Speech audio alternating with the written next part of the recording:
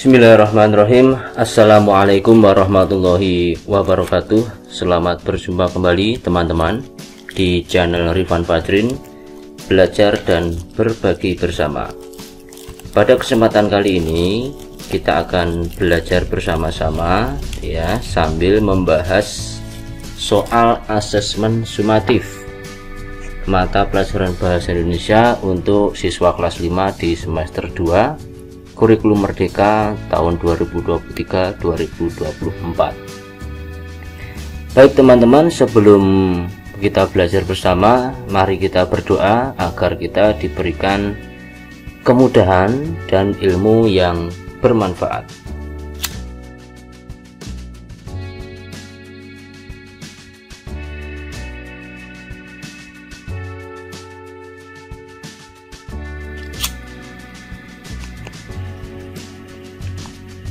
Baik teman-teman, untuk asesmen sumatif bahasa Indonesia kali ini ada beberapa soal ya, yang terdiri dari soal pilihan ganda dan soal uraian. Mari kita langsung saja ke soal pilihan ganda nomor 1. Nomor 1, contoh akronim adalah titik-titik. Apakah A. PMR, B. Pramuka, C. Gula Jawa, atau D. NKRI? Untuk jawaban yang tepat, contoh akronim adalah B ya, Pramuka ya. Untuk PMR ini adalah contoh dari singkatan yang memiliki kepanjangan Palang Merah Remaja. Sedangkan untuk jawaban yang D, NKRI, ini juga contoh singkatan, bukan akronim ya. NKRI kepanjangannya adalah Negara Kesatuan Republik Indonesia. Sedangkan untuk yang akronim itu adalah jawaban yang B, Pramuka ya, yang kepanjangannya adalah Praja Muda Karana. Sedangkan untuk jawaban yang C, Gula Jawa, ini bukan merupakan akronim, juga bukan merupakan singkatan. Baik, ini untuk soal nomor 1. Sekarang kita lanjut ke soal nomor 2. Wulan ingin mencari informasi di internet tentang cara membuat bunga kertas. Kata kunci yang dapat digunakan oleh Wulan adalah apakah A. Apa itu bunga kertas, B. Harga bunga kertas, C. Cara membuat bunga kertas, atau D. Keunggulan bunga kertas. Tentu saja jawabannya adalah yang C ya. Kata kunci yang kita gunakan atau yang digunakan oleh Wulan untuk mencari informasi di internet adalah cara membuat bunga kertas. Kemudian untuk yang pertanyaan nomor 3, pernyataan yang benar tentang teks eksplanasi adalah titik-titik. Apakah A. Teks menjabarkan terjadinya fenomena alam atau sosial? Nah, ini benar ya, ini merupakan pernyataan yang benar tentang teks eksplanasi ya.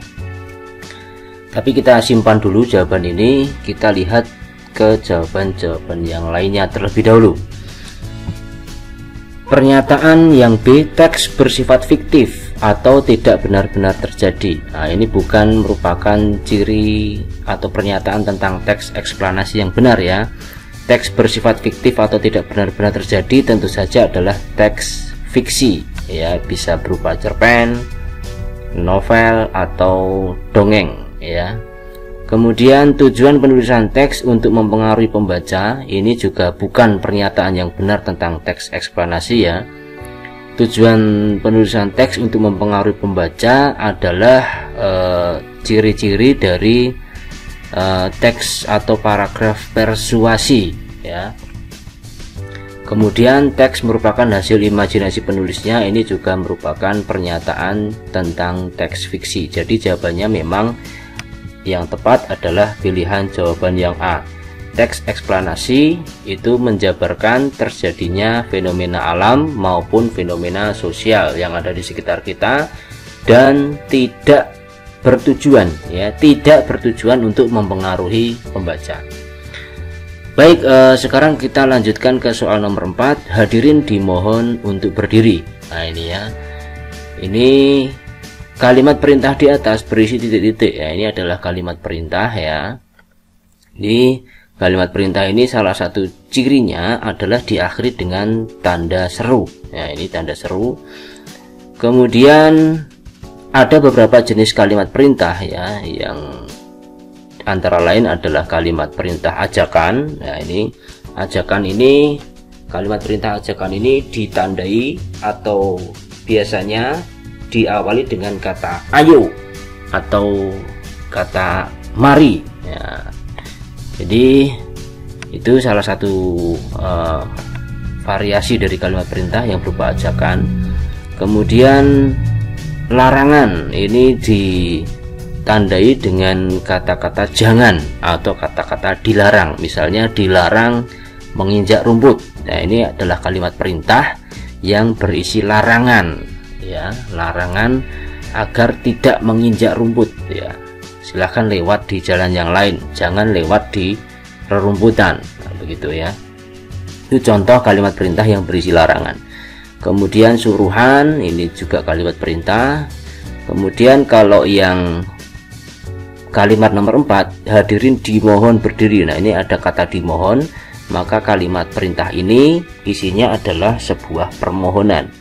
Mohon untuk hadirin untuk bisa berdiri. Nah, biasanya ini dilakukan pada saat pengibaran bendera misalnya ya. Hadirin dimohon untuk berdiri untuk hormat kepada bendera merah putih, nah, misalnya begitu. Atau ketika tamu undangan yang atau seorang pembicara yang penting atau tamu undangan misalnya presiden atau kiai itu datang ke suatu majelis, maka hadirin dimohon untuk berdiri sebagai bentuk penghormatan. Nah, ini ya. Baik, jadi nomor 4 jawabnya adalah permohonan ya. Kita lanjut ke soal nomor 5. Hewan dan manusia memerlukan makanan untuk hidup. Nah, kalimat di atas merupakan apakah A fakta, B opini, C perintah, atau D tanya. Ini merupakan kalimat fakta ya teman-teman ya.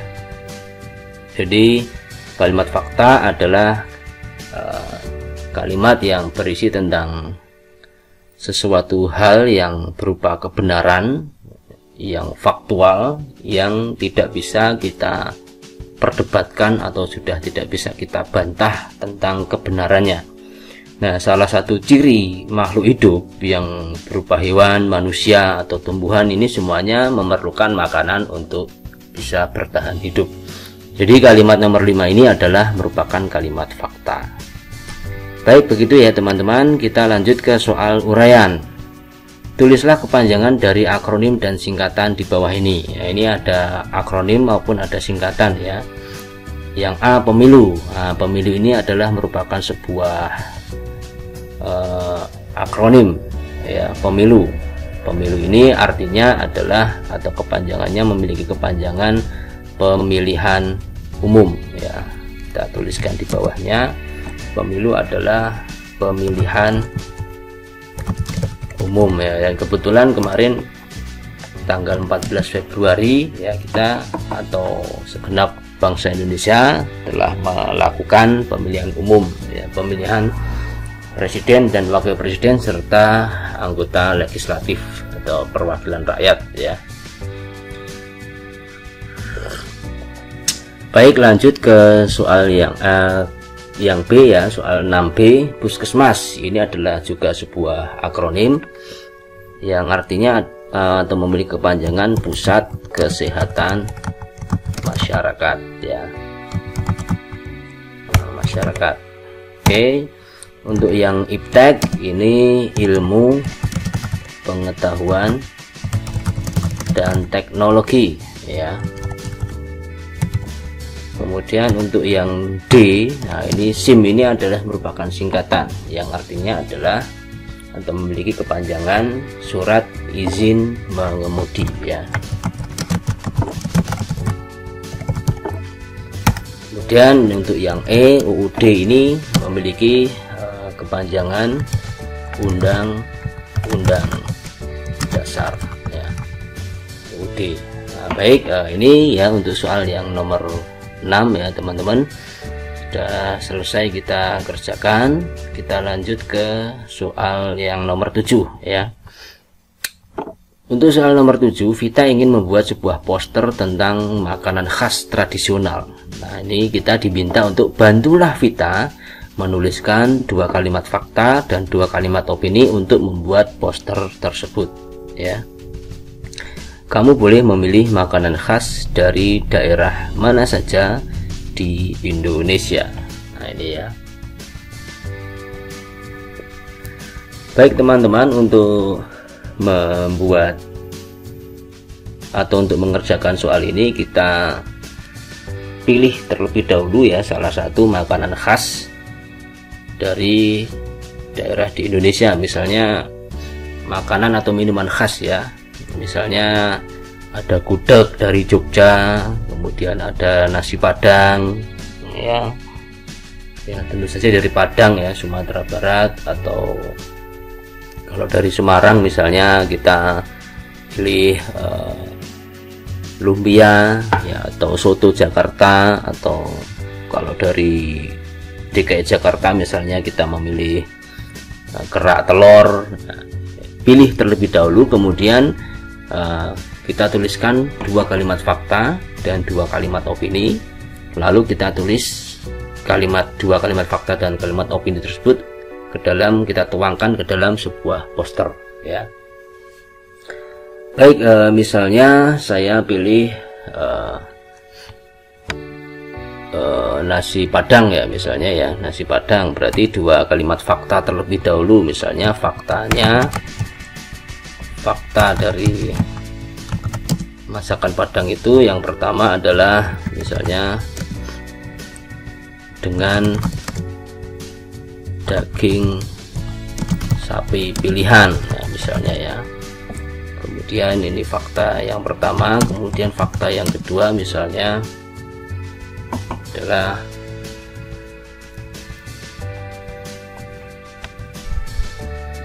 menggunakan atau dengan bumbu khas Nusantara misalnya ya.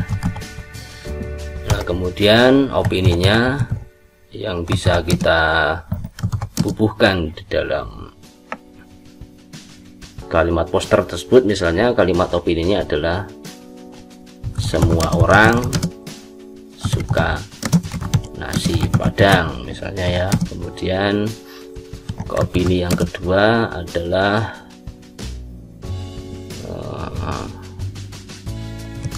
nasi Padang paling nikmat sedunia misalnya ya. Ini agak bombastis ya, tapi nggak apa-apa, ini adalah sebuah opini untuk poster ya. Baik, dari fakta dan opini tersebut ya, mari kita tuliskan di dalam kalimat posternya ya. Nasi Padang, nah, misalnya nasi Padang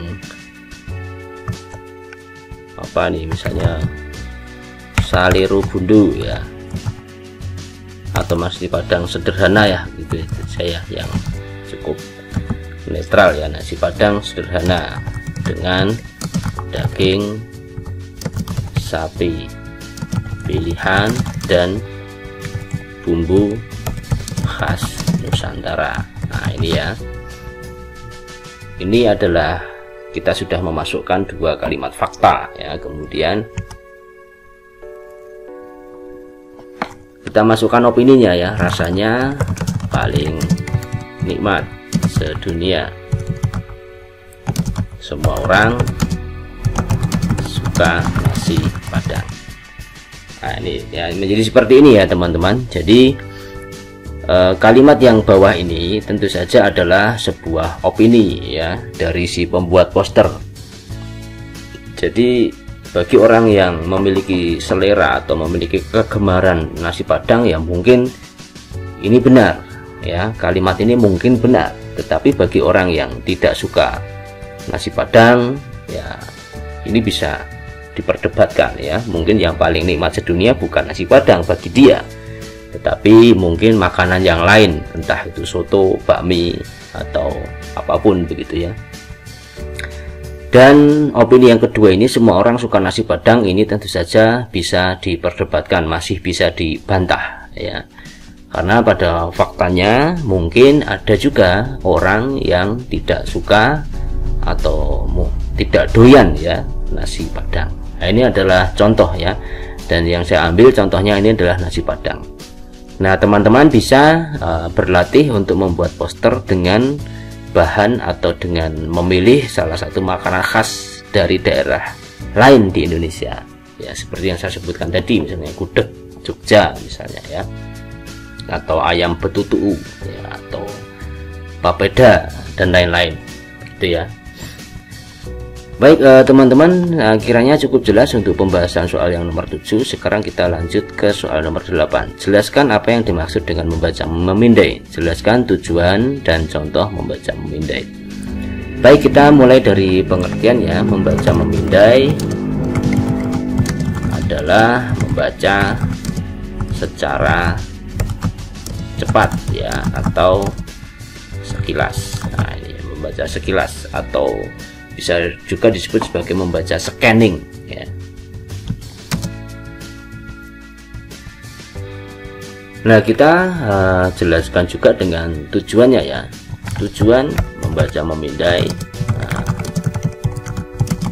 adalah untuk mendapatkan atau mencari informasi ya, mencari informasi secara cepat dan tepat. Kita lengkapi juga dengan contoh ya, contoh membaca memindai. Misalnya atau contoh membaca memindai adalah ini membaca atau mencari informasi tentang keberangkatan sebuah kereta misalnya, atau jadwal penerbangan ya, membaca jadwal keberangkatan kereta api misalnya ya. Kemudian contoh yang lain adalah mencari arti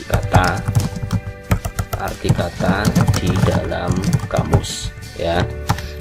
Atau kalau dulu ya, kita sebelum memiliki telepon genggam yang canggih seperti ini, dulu orang memiliki telepon itu juga mencari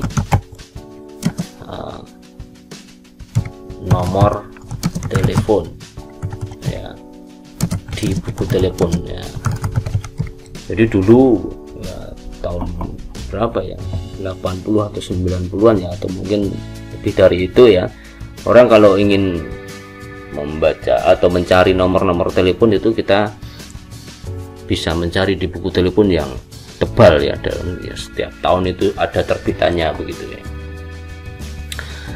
Baik, itu ya contoh-contohnya untuk membaca memindai. Atau juga bisa juga membaca memindai itu digunakan untuk mencari sebuah informasi di dalam sebuah teks ya. Baik, itu kiranya penjelasan untuk soal yang nomor 8 ya. Kita lanjut ke soal nomor 9. Tulislah kembali kalimat di bawah ini dengan huruf kapital dan penulisan angka yang tepat. Jadi kita diminta untuk menulis kembali ya untuk yang soal nomor 9 ini. Kita mulai dari 9A ya. Untuk yang A, SDN Pelalangan 03, berarti ini SD negeri, ini kita tulis dengan huruf kapital semua. Ini Pelalangan 03 begini ya. Ini saya langsung tuliskan saja ya, di manakah kata-kata yang harus dimulai dengan huruf kapital, diawali dengan huruf kapital, dan mana saja yang harus ditulis dengan angka. Pelalangan 03 ini dengan angka, terletak di jalan ini J-nya besar, Mr. Wuryanto. Nah ini ya, Mr. Wuryanto, ini kita awali dengan huruf besar. Ini Pelalangan, ini nama sebuah desa, maka kita harus awali dengan huruf kapital. Kecamatan Gunung Pati, ini juga diawali dengan huruf kapital karena nama sebuah daerah ya, sebuah kecamatan Kota Semarang, Jawa Tengah. 50225 ini adalah kode pos, maka kita tuliskan dengan angka 50225. Oke, ini untuk yang nomor 9A ya. Sekarang untuk yang B, pada hari Sabtu ini P-nya ini harus huruf kapital ya, karena awal kalimat harus dimulai dengan atau diawali dengan huruf kapital. Hari Sabtu ini S-nya juga besar ya pada kata Sabtu, karena nama hari diawali dengan huruf kapital. 17 Februari, 17 ini berarti ditulis dengan angka, Februari ini diawali dengan huruf kapital. Nama bulan ya 2024, ini ditulis dengan angka 2024. Dita ini diawali dengan huruf kapital karena merupakan nama orang, Dita, Nindya, dan dan Trista berkunjung ke Goa Kreo. Nah, ini Goa Kreo ini juga diawali dengan huruf kapital ya, karena merupakan nama sebuah tempat ya. Kemudian Goa Kreo ini juga kita tuliskan kembali dengan huruf kapital, karena selain nama tempat juga merupakan awal kalimat ya. Goa Kreo adalah objek wisata yang terdapat di Kota Semarang. Nah, Kota Semarang ini juga besar ya, huruf kapital. Goa Kreo terletak di tengah-tengah Waduk Jati Barang. Nah, ini waduknya ini juga besar ya, Waduk Jati Barang. Nah, demikian teman-teman ya, pembahasan untuk soal nomor 9. Oke, jadi demikian kita sudah selesai mengerjakan 9 soal ya, baik soal isian, uraian maupun soal pilihan ganda. Nah, mungkin itu ya yang bisa saya sampaikan pada pembahasan kali ini. Apa yang sedikit ini semoga bermanfaat bagi kita semuanya. Dan sekali lagi teman-teman terus belajar ya, semangat, jangan putus asa. Semoga kita mendapatkan ilmu yang bermanfaat. Assalamualaikum warahmatullahi wabarakatuh.